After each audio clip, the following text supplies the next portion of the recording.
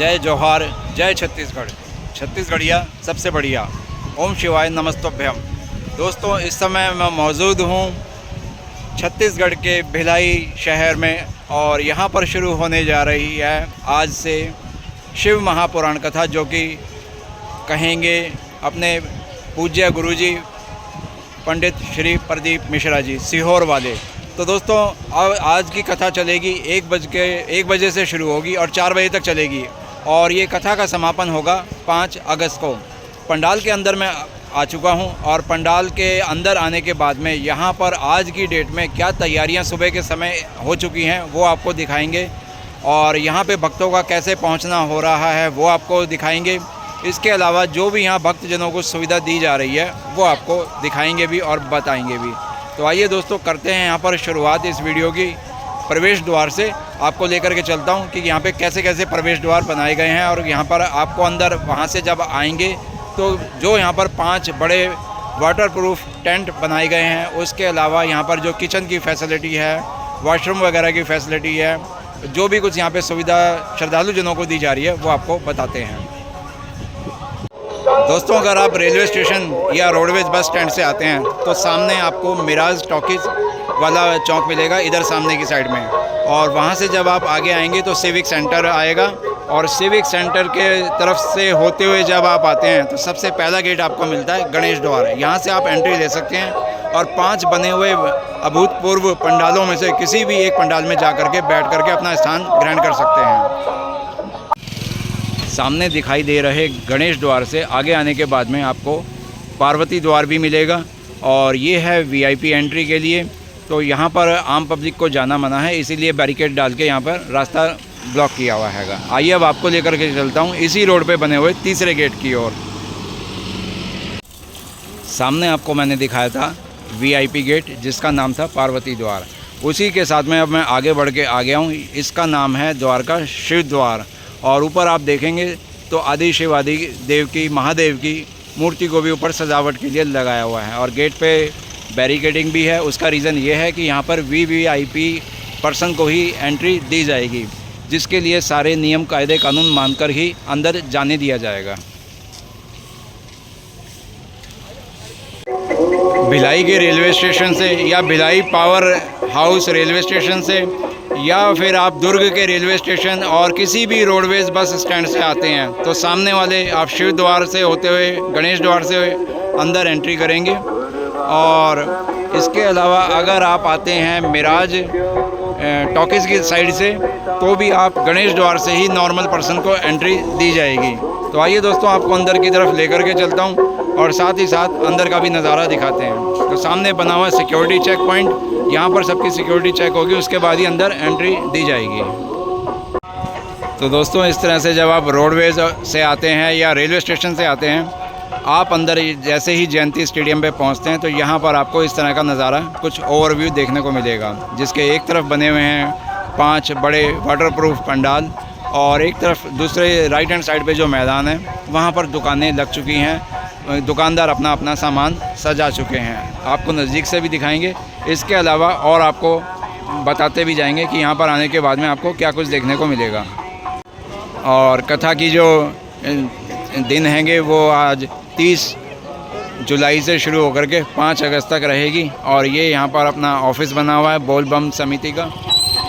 गणेश द्वार से अंदर हम आ चुके हैं तो सबसे पहले आपको 1 नंबर पंडाल मिलता है और उसी के ठीक सामने यहाँ पर कुछ दुकानें बनी हुई हैं जो कि प्रसाद और पूजा से संबंधित सामान यहाँ पर सेल कर रहे हैं दुकानदार। पास से आपको ले जा कर के दिखाते हैं।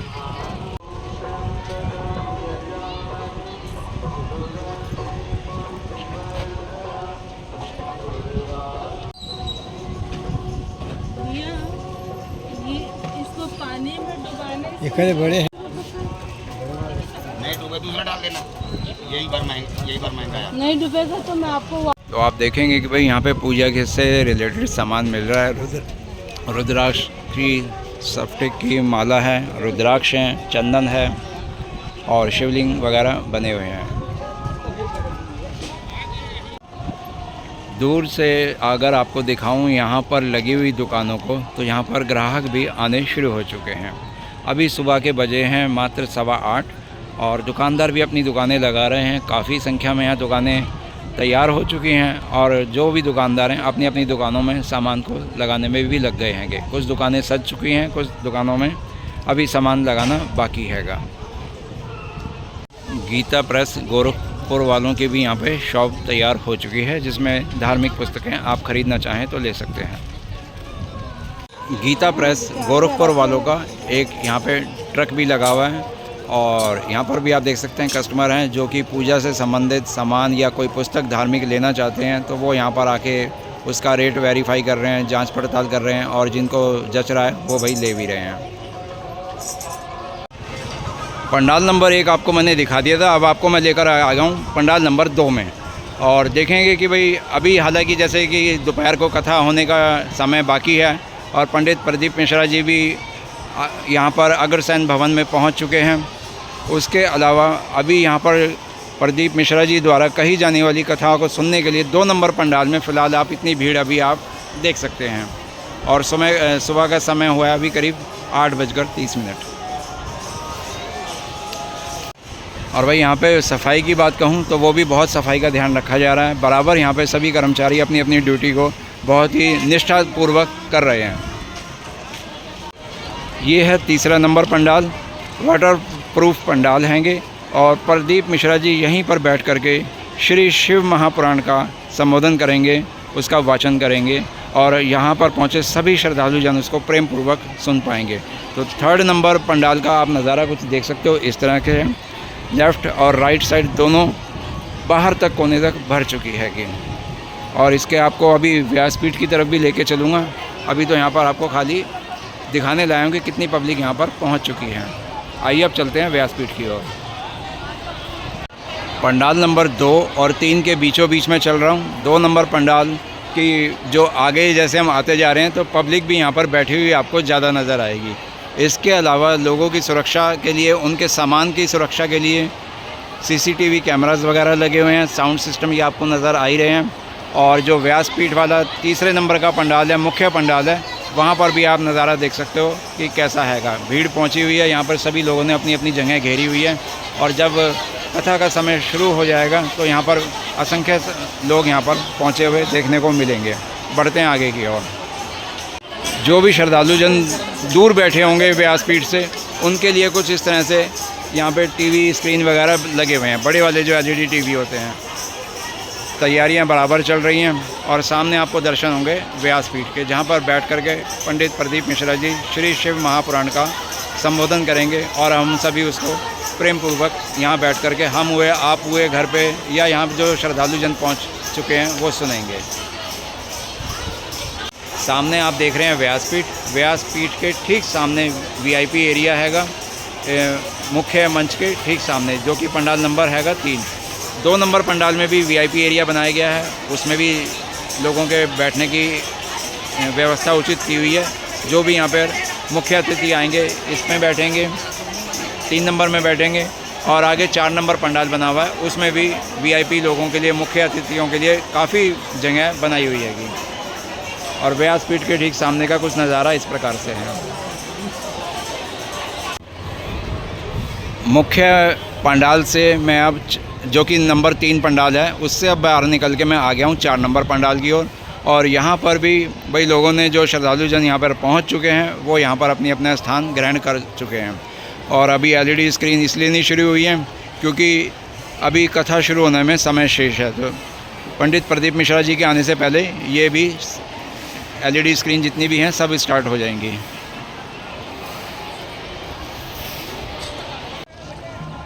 अब जो मैं आपको पंडाल दिखाने जा रहा हूँ वो है पंडाल नंबर 5 और बिल्कुल ही बाकी बने हुए 4 पंडालों से जुदा बना हुआ है क्योंकि इसका डिज़ाइन कुछ अर्धचंद्राकार हैगा।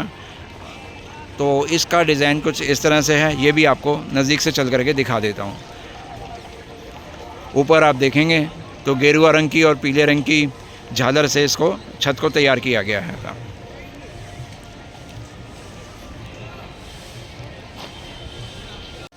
इस अर्ध चंद्राकार गोलाकार पंडाल से ठीक सामने आपको एक द्वार और मिलेगा देखने को, जिसका नाम है कार्तिकेय द्वार।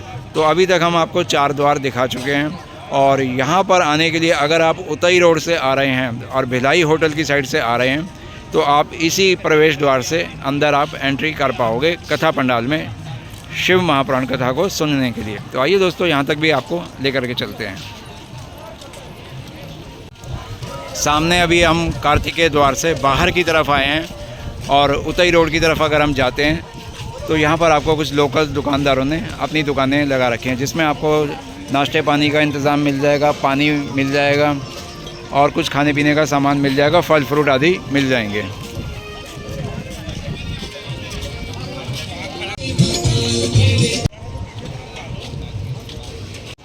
कार्तिकेय द्वार के सामने आपको बहुत सारी दुकानें मिल जाएंगी जहां पर आप नाश्ते पानी का सामान ले पाएंगे। अभी तक आप देख रहे थे कथा पंडाल वाला एरिया, हम आपको जयंती स्टेडियम बार बार बता रहे थे। अब आपको मैं लेकर के आ गया हूं कथा पंडाल के साथ ही बने हुए जयंती स्टेडियम के ठीक सामने। और इसी के लेफ़्ट हैंड साइड पे आप देखेंगे तो काफ़ी ये जो मोबाइल टॉयलेट्स होते हैं वो यहाँ पर खड़े हुए हैं। सुविधा के लिए पानी के टैंकर भी लग गए हैं। और राइट हैंड साइड पे भी देखेंगे तो टॉयलेट लगे हुए हैं, पानी का टैंकर वहाँ पर भी तैयार किया जा रहा है।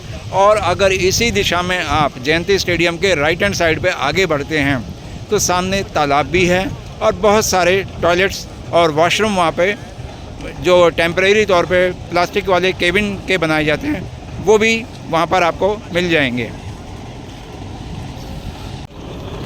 जयंती स्टेडियम कथा पंडाल की ओर जाने वाले सभी रास्तों को इस तरह से साफ़ स्वच्छ रखा जा रहा है। लगातार सफाई हो रही है। भाई हम यहाँ पर 2 दिन से रिपोर्टिंग कर रहे हैं तो सारी जो भी यहाँ पे कार्यक्रम हो रहे हैं, सफाई चल रही है, सुविधा मिल रही है, वो सब आपको बराबर बताते जा रहे हैं। कथा पंडाल में अगर आप 5 से 6 दिन रुके हुए हैं और आप चाहते हैं सुबह के समय या शाम के समय पूजा में आना, शामिल होना या आरती आदि करना, तो यहाँ पर एक छोटा सा शिव मंदिर भी बना हुआ है, उसमें भी आप आकर के भोलेनाथ भगवान के दर्शन कर सकते हैं। इस सामने बने हुए शिव मंदिर के ठीक सामने आपको एक ये तालाब मिल जाएगा या कह सकते हैं कुंड मिल जाएगा। यहाँ पर भी आप आकर के स्नान कर सकते हैं। अगर आपकी इच्छा होती है कि भाई हमें तालाब में नहाना है, कुंड में नहाना है, तो ये पवित्र कुंड में भी आप आकर के नहा सकते हो।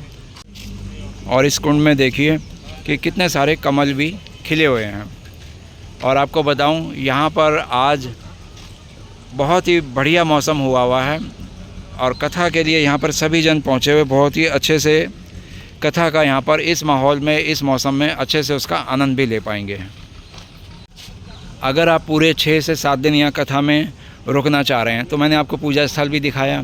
कथा पंडाल में भी आप भजन कीर्तन कर सकते हैं।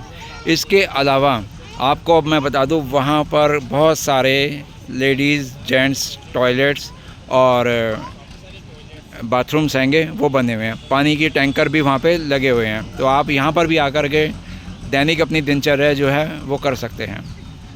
और यहाँ पर आपको एक कॉलोनी भी बनी हुई देखने को मिलेगी जो कि यहाँ सरकारी बनी हुई है।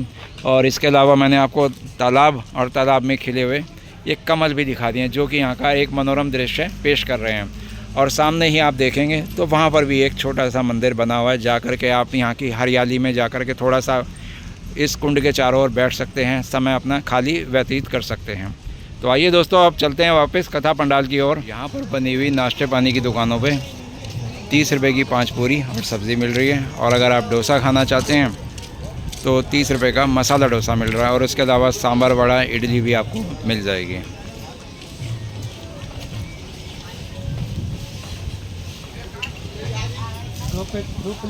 हाँ। तो दोस्तों, यहाँ मैंने आपको इस वीडियो के माध्यम से यहाँ पर पंडाल में आने की बारे में जानकारी दे दी और यहाँ पे दैनिक जो डेली रूटीन की जो नीड्स होती है उनके बारे में आपको बता दिया। चाय नाश्ता आप अगर खुद के पैसे से ख़रीदना चाहते हो वो बता दिया। इसके अलावा टोटल आपको पंडाल का भी पूरा ओवरव्यू दिया हैगा। आपको वीडियो कैसा लगा ज़रूर बताना। और अगर आप यहाँ तक वीडियो देख चुके हो तो भाई चैनल को हमारे सब्सक्राइब कर लेना। और मेरे पीछे आप देखेंगे वहाँ पे फ्री में चाय सेवा चल रही है और इसके अलावा यहाँ पर फ्री जल सेवा चल रही है। तो ये सब सुविधाएं मैंने आपको दिखाई हैं, बताई हैं।